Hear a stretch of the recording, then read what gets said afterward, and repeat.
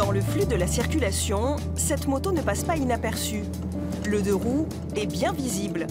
Les clignotants, le feu stop sont dans le champ de vision de l'usager qui suit. Pour ce motard, être vu, c'est être moins vulnérable.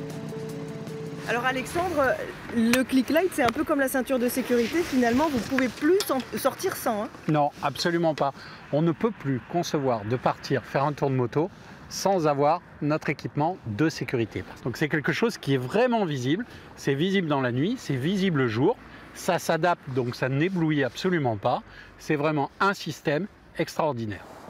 Ce système de sécurité, c'est cet autre motard qui l'a imaginé. Un dispositif léger, à peine 300 grammes, qui fonctionne sans fil et n'entrave pas les mouvements du pilote. Click-Light est aussi équipé des fonctions warning et anti-brouillard. Et là, on a une petite innovation. On peut le mettre dans n'importe quel sens.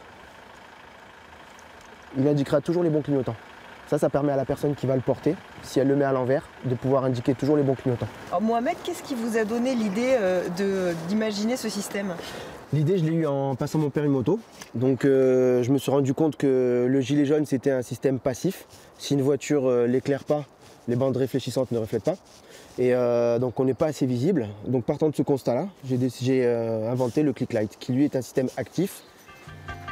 Commercialisé depuis l'été dernier au prix de 179 €, le boîtier lumineux est entièrement fabriqué en Occitanie.